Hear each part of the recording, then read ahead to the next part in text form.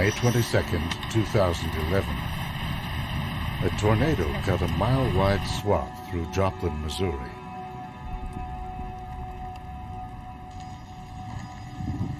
It was the costliest tornado disaster in history, with insured losses close to $2 billion. It was also one of the deadliest, with 161 lives lost and 1,000 injured.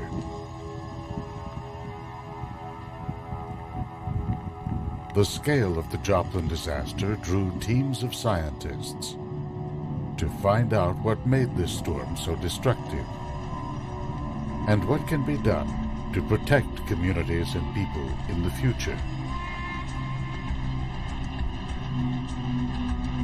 What did they learn by peering inside the violent realm of a super tornado?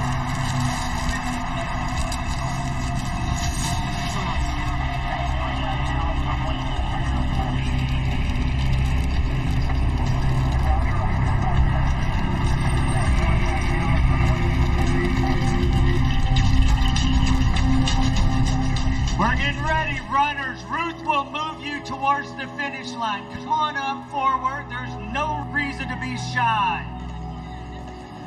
Here we go, 2016 Joplin Marathon!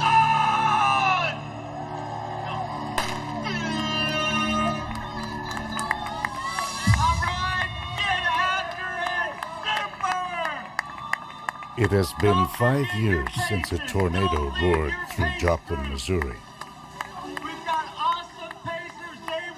The Joplin Memorial Marathon, once a minor event on the town calendar, has become a centerpiece in Joplin's efforts to regain its footing.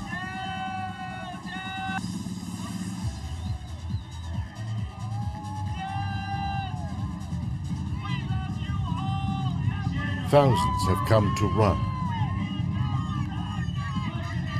to honor victims and their families, to raise money for rebuilding, and perhaps to move on from the terrible events of May 22nd, 2011.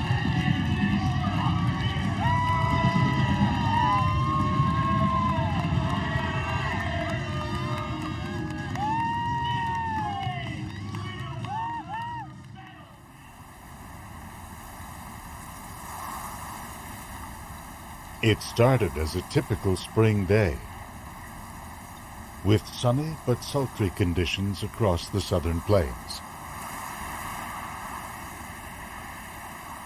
A center of low atmospheric pressure was moving down from the northwest.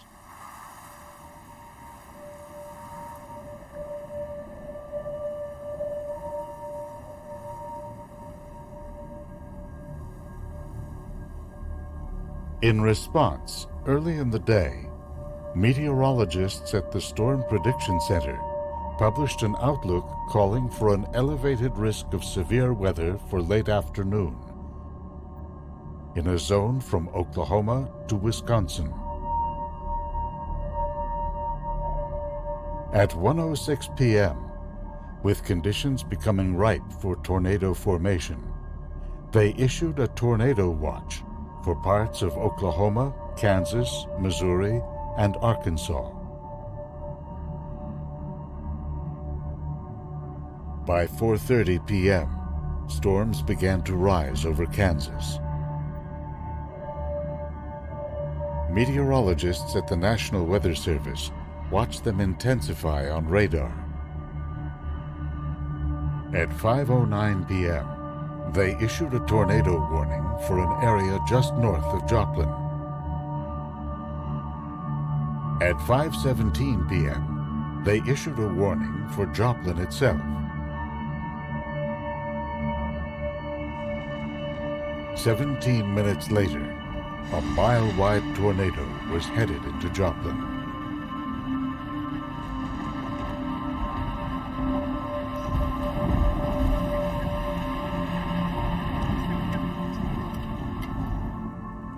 A high-density signal appeared on the radar. A huge swirling mass of debris had been lifted from the ground and was being held aloft by the tornado.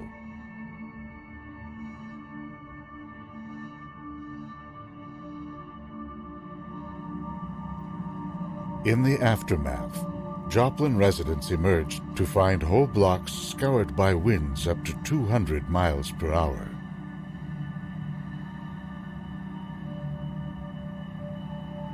Buildings and houses destroyed. Lives lost, and neighborhoods torn apart.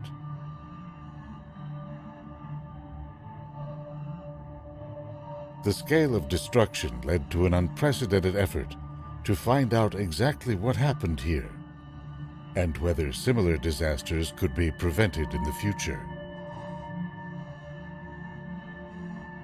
Joplin may well be a watershed event in a growing clash of people and weather, especially in tornado-prone sections of the southern Great Plains and the Southeast.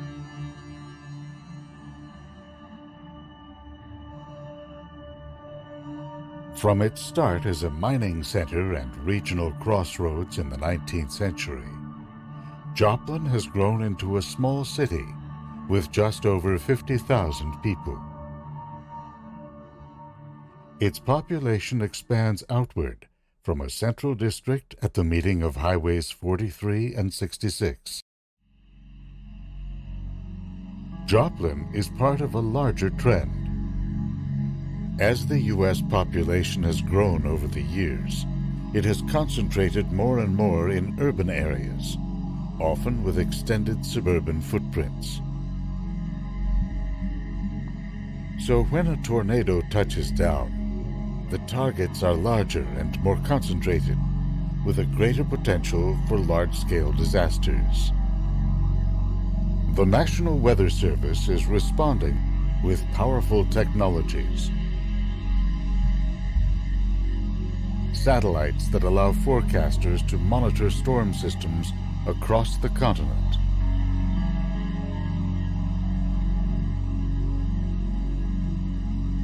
A network of Doppler radars that can map swirling motions within the clouds and identify early signs of dangerous weather.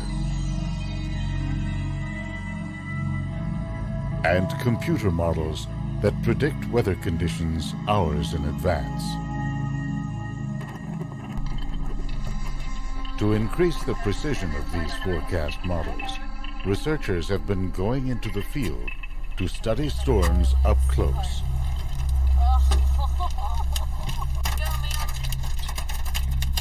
Their observations are helping scientists to hone new generation models that can recreate the rise and fall of thunderstorms in unprecedented detail.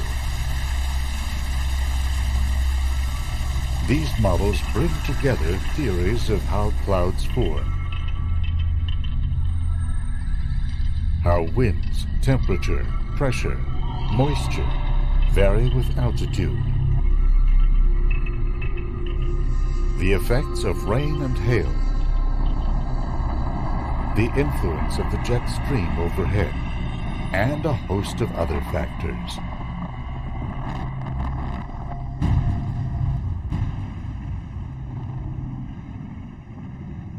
They put these models to the test with a strong storm that occurred just 2 days after Joplin on May 24, 2011.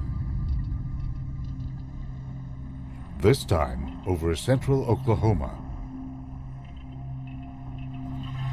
Another mile-wide tornado cut a path 63 miles long near the town of El Reno.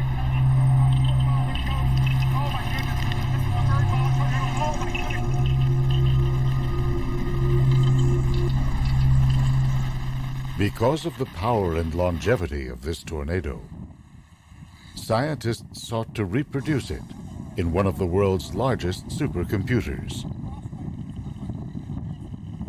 They set their virtual atmosphere in motion, starting with conditions measured that afternoon. A large thunderstorm rises into the upper atmosphere. Strong high-altitude winds push the cloud tops out ahead. The wind, moving into and around the storm, shifts direction and speed with height. That causes the storm to rotate. The cloud base lowers as warm, moist air condenses as it streams into the storm at ground level.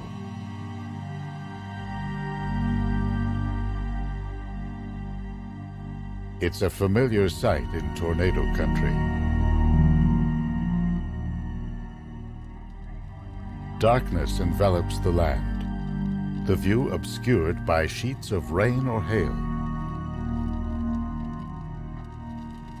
The ominous shape of a tornado looms ahead.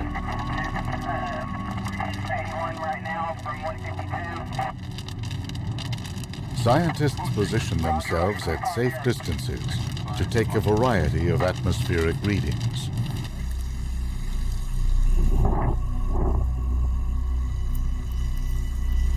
Or to track the flow of clouds and rain using mobile radars.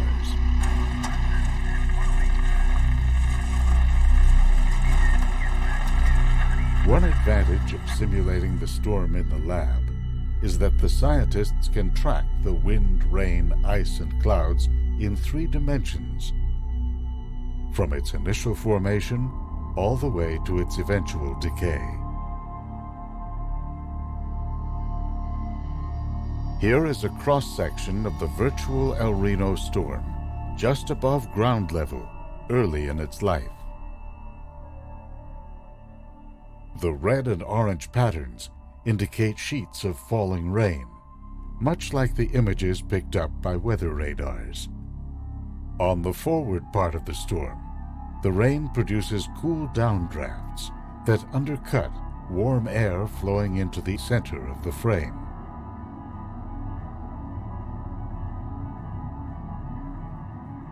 In this area, along the boundary of warm and cold, scientists release a series of virtual streamers.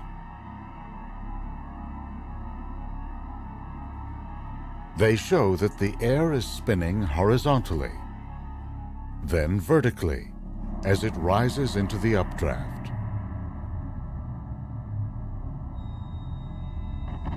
This causes the storm to spin at lower altitudes.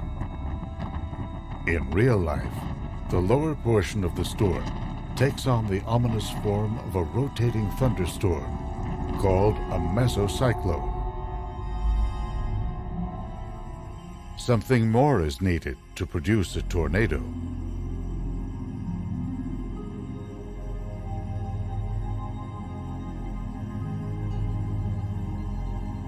As the virtual storm gains strength, cool downdrafts begin to wrap around its rear flank to the left.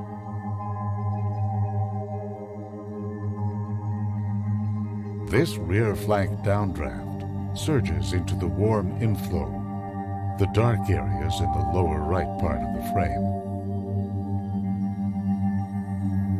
We now move down along this rear flank boundary.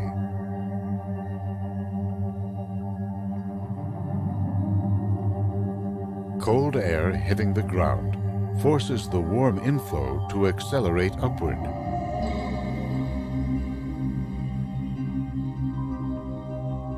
That causes the storm's updraft to stretch and narrow, to spin up like a dancer bringing in his or her arms. As this happens, a blizzard of smaller vortices form along the warm-cold boundary. As these whirlwinds merge into the main updraft, they further tighten its spin. This spinning action causes air pressure near the ground to drop. As moist air flows in, it condenses, forming the classic tornado funnel cloud.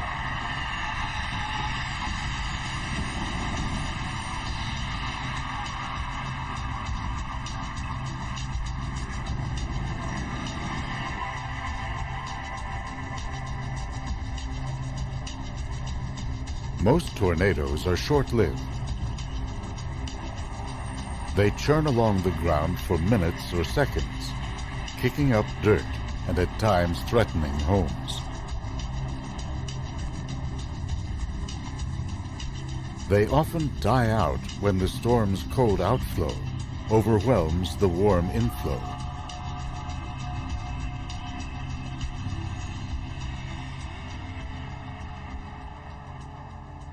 The simulated El Reno tornado stays strong, reinforced by a persistent rear flank downdraft, and by spinning air on the forward flank that tilts vertically as it rises into the storm.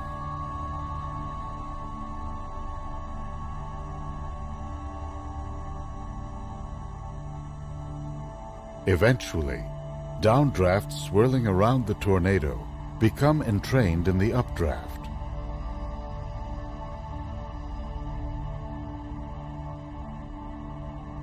That causes the tornado to lose steam and then to collapse.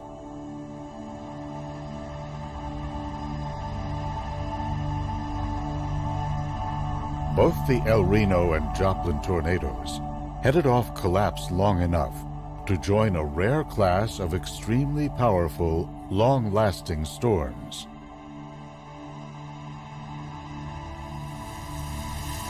With the potential to inflict catastrophic damage.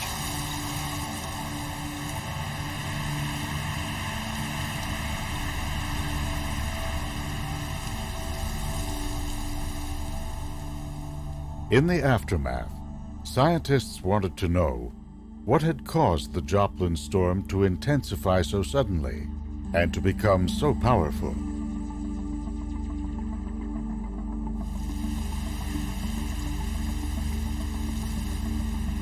To find out, they initiated their storm model with atmospheric conditions recorded earlier the same day.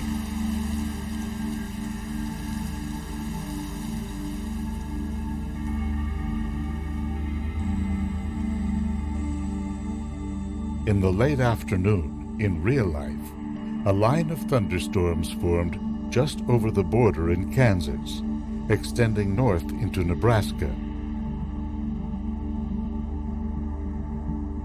Clouds bubbling up at high altitudes are driven away by strong upper-level winds.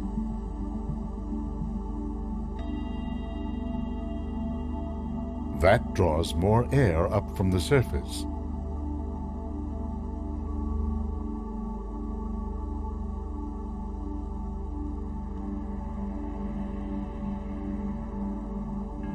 Here are the storms generated by the simulation.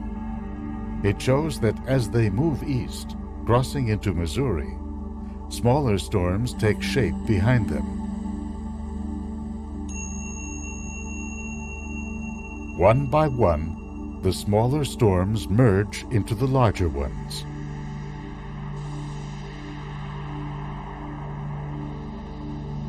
Weather Service forecasters witnessed a similar sequence of events on May 22, 2011.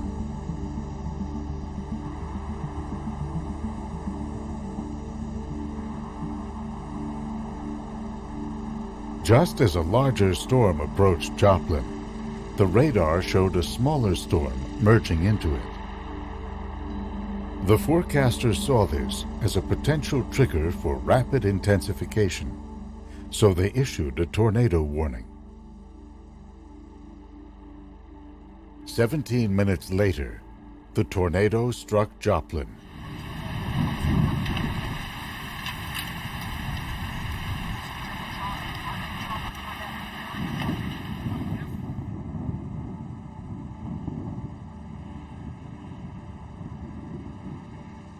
The simulation reproduces the impact of these mergers on the dynamics of the storm.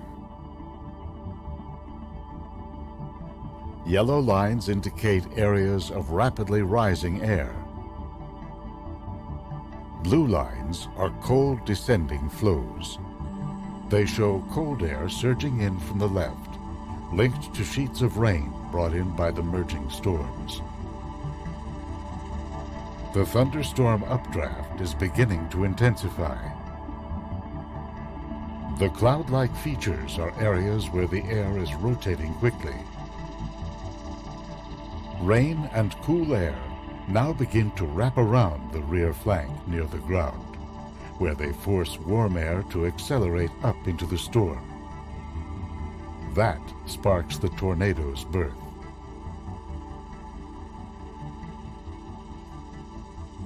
Because the conditions that trigger a tornado can appear suddenly, the hope is that computer models like this can one day help forecasters to predict them further in advance. But receiving a timely warning is only part of what it takes to survive a monster tornado like the one that hit Joplin. In the aftermath, scientists descended on the town as part of a major study by the National Institute of Standards and Technology.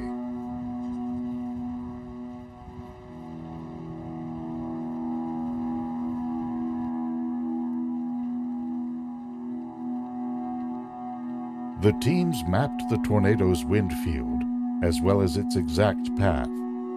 They did this by looking at the damage and by tracking the pattern of fallen trees using aerial images taken after the storm. Based on this evidence, they estimated the strongest winds at just under 200 miles per hour, a 4 out of 5 on the EF rating scale.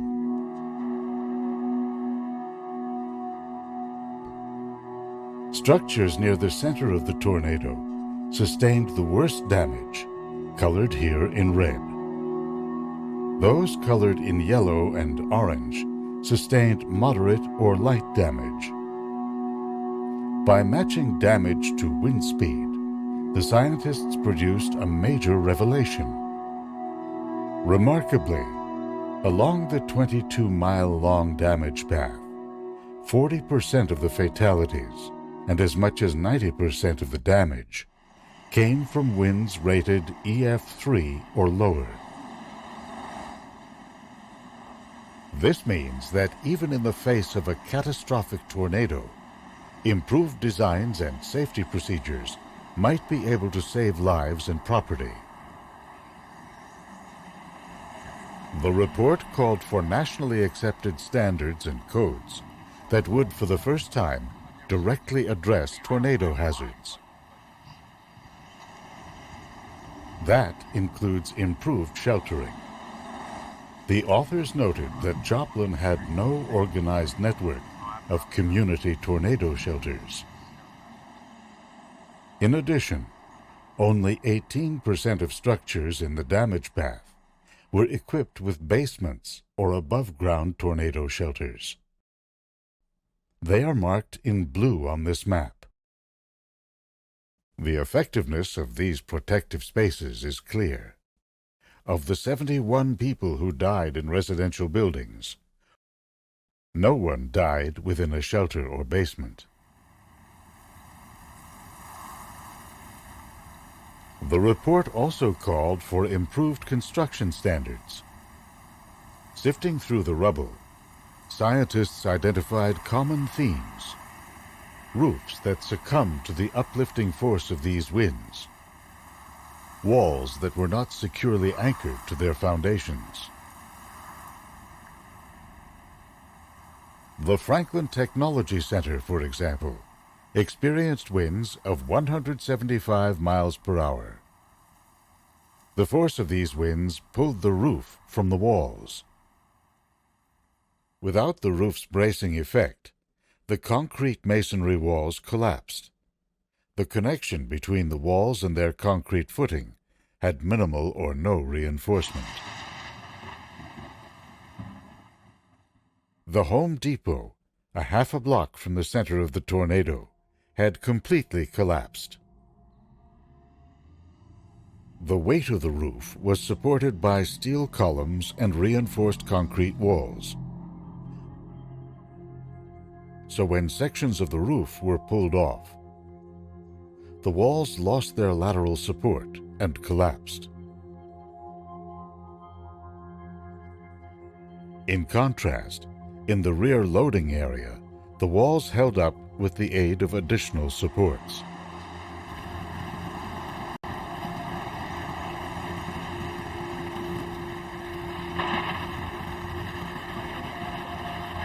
So too, the Joplin High School and Middle School suffered direct hits.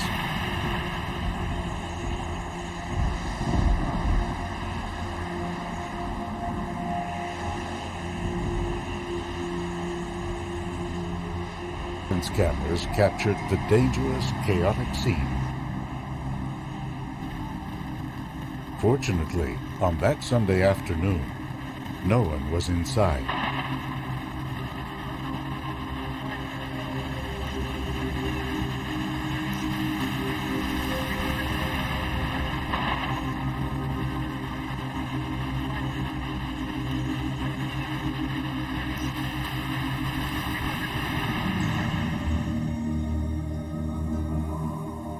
You can see what happened in these photos of the aftermath. Once tornado winds tore their roofs off, walls were vulnerable to collapse.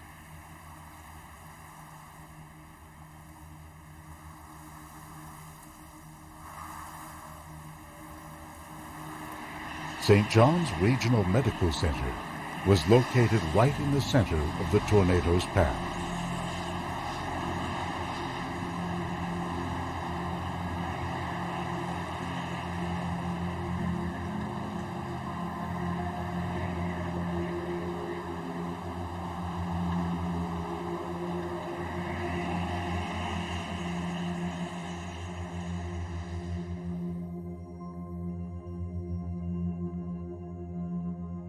The overall structure stayed intact, with its heavy steel and concrete frame bolted securely in place.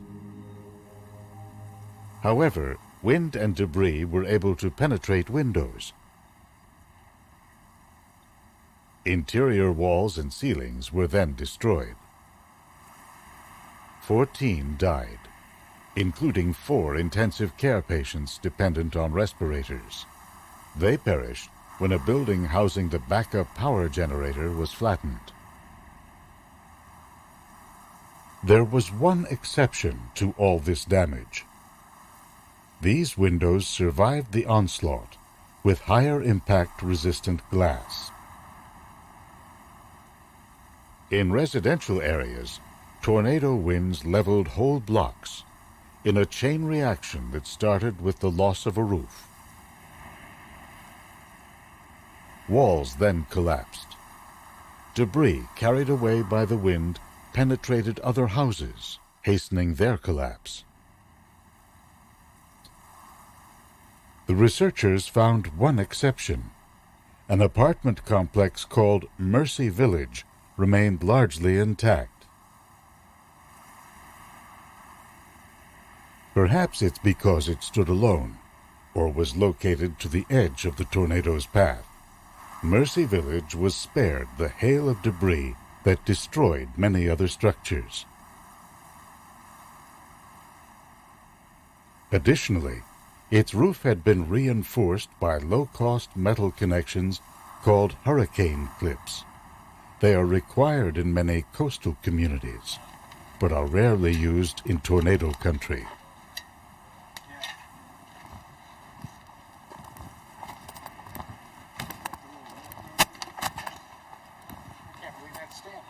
The report found that prior to the storm, Joplin had adopted the latest building codes designed to protect residents in lower wind speeds. Kind of held it together,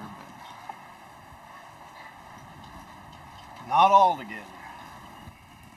As the rebuilding got underway, the Joplin City Council upgraded those codes by requiring hurricane clips, as well as measures to more securely anchor walls to foundations.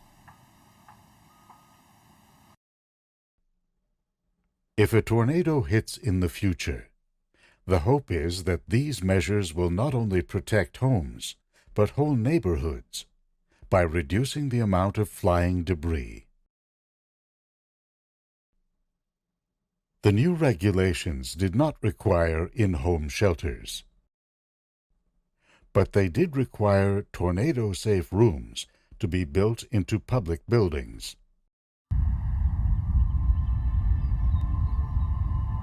St. John's was torn down, leaving only a statue of its namesake to overlook a new community park.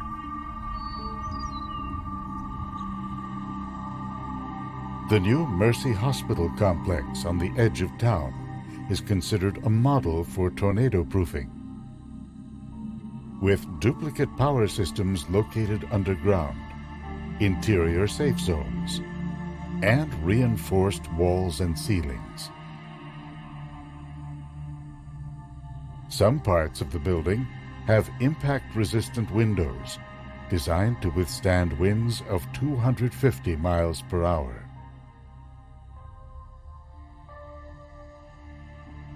The high school, too, was rebuilt for tornado safety.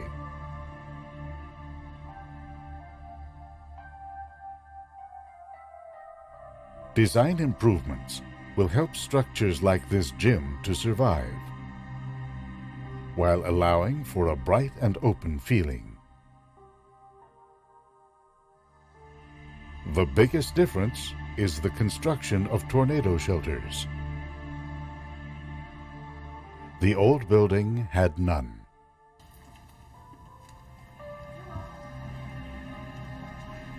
The new one has 5, scattered about the new complex. This is the tornado safe zone.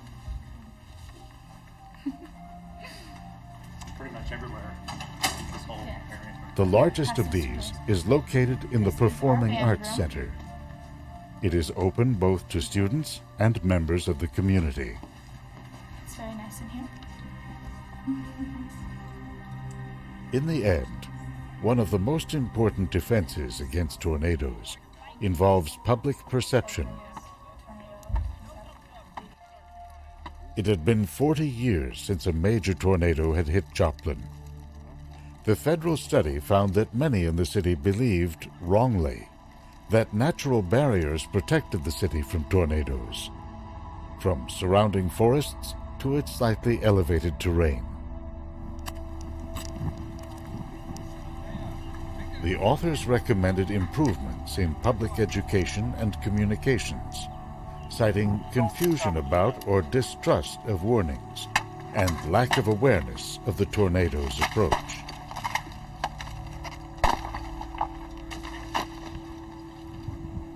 The lessons of Joplin have begun to travel beyond southwest Missouri. The states of Alabama and Illinois now require tornado shelters to be part of new school construction. Alabama requires them for some college and university buildings. The city of Moore, Oklahoma, now requires new houses to be reinforced with hurricane clips or framing anchors, continuous plywood bracing, and wind-resistant garage doors. The goal is to withstand winds up to 135 miles per hour. After a statewide initiative to build school safe rooms failed, Moore will spend the money to outfit all of its schools. For any given community, a tornado is a rare event. Powerful long-track tornadoes like the one that hit Joplin are even more rare. And yet, in 2011, Joplin was one of 4 major tornado catastrophes. Together, they cost the nation $10 to $12 billion and 553 lives.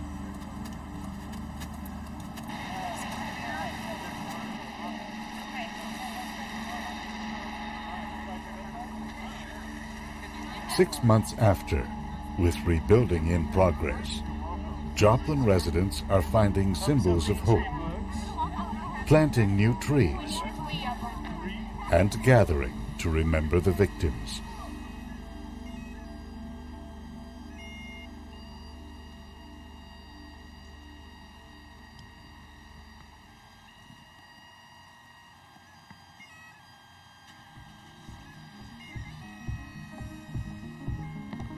Many children in town told of a presence, butterfly people that appeared to them at the height of the storm to protect them and their families. Butterflies have since become a symbol of Joplin's rebirth and the subject of a mural painted on the side of a building.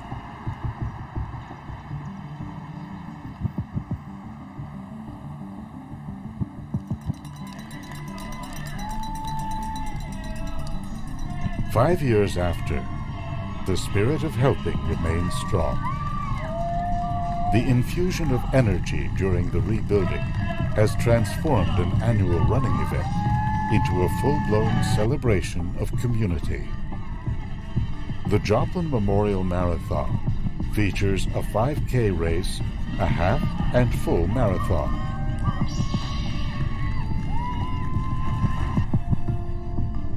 The route is lined with banners remembering all those who were lost.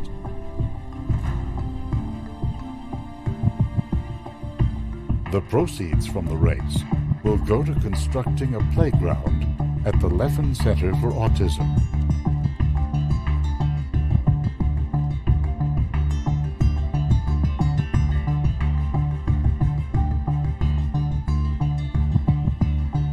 The race draws many out-of-towners who have become attached to the town. That includes one of the authors of the federal study. Franklin Lombardo from the University of Illinois is an engineer who studies the effects of wind on homes and buildings. Being 5 years, it's something that always, being here on the ground a few days after the event, it always really stuck with me. I mean, the level of damage, the amount of people affected, really always kind of had a lasting effect on me. And really it's been a major part of the work I've been doing for the last 5 years. So in some ways I've always felt connected to Joplin. You know, even though the fatality count was very high here in Joplin, there were plenty of people that were exposed to, you know, EF5 winds, EF5 damage that survived. My main thing is, you know, have a plan in place and carry it out if something like this happens. You can survive an EF5 tornado even if your structure doesn't survive. I think a lot of us are struggling with how to react and how to feel about this 5-year mark. I know folks that left town, they couldn't do another anniversary. Some are taking time to be proud of accomplishments, some are taking time to grieve. And we all, I think it's important to recognize that we all need to do what we need to do this anniversary, whatever it is. It doesn't have to be what you do or what I do. But as I personally continue to struggle with post-traumatic stress as a result of the storm, and I don't know how to handle today, what I can do is focus my energy on gratitude. As a part of the Rebuild Joplin team, I was blessed to meet and work with some of the most incredible human beings on this planet. Incredible people that ran towards the fire. I remember 5 years ago tonight, I ran into a couple from Mississippi. And I asked them if they were okay, and they said, "We're fine, we're from Mississippi." As it turns out, minutes before that, hours before that I guess, they were watching TV in Mississippi on Sunday night, and they saw the news and they drove to Joplin. From that moment on, there was certainly plenty of darkness, sadness, loss, but if you could focus on it, there was light, there was goodness, and it was coming from all over the world. I feel like maybe as a community at the time, we weren't fully able to understand it or appreciate it, but today I want to remember it. I want to remember the hundreds of AmeriCorps servant leaders who sacrificed careers and times with friends and family to rebuild our homes and lives. I want to remember the churches who came tight-packed in vans and volunteered for years. I want to remember the stars of hope hand-painted by our nation's youth just to say we're thinking about you. I want to remember the college students who didn't do what I did and partied on spring break, but they came and served and gave back to a community. I want to remember the corporations that gave millions of dollars to make sure that we had the resources we needed to rebuild. I want to remember the first responders and the incredible job that they did after the storm. That's what I want to remember. So while we can't change the fact that Joplin will forever be remembered by the tornado, we can change what that means. It's a message. Instead of loss and darkness, it can be a message of love and unity. A message of what we as humans can do when we work together to overcome adversity. In the last 5 years, I learned that there are more good people on this earth than bad people. And I think that's really important. You watch the news and you don't always get that. But I can tell you that the good way outnumber the bad.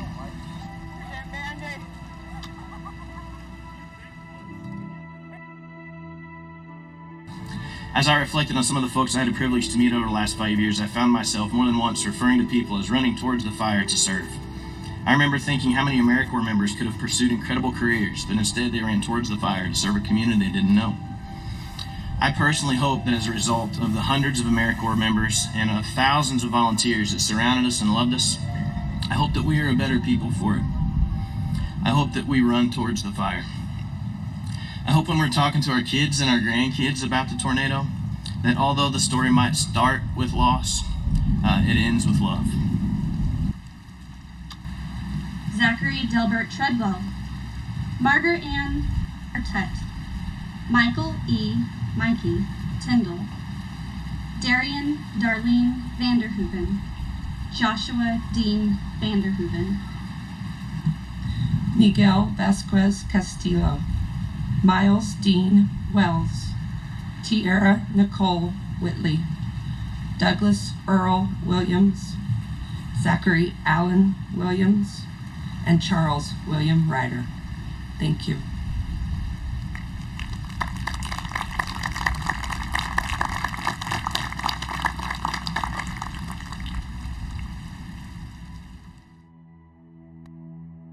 If there's a single message that comes out of Joplin, arguably the worst tornado disaster in American history, it's that we're all in it together. And yet, for anyone in the path of a tornado, survival can be a matter of actions taken by individuals and families. In the construction of housing or shelters,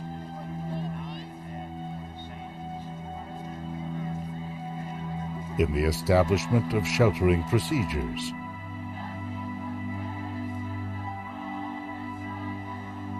in the habit of listening carefully to weather alerts,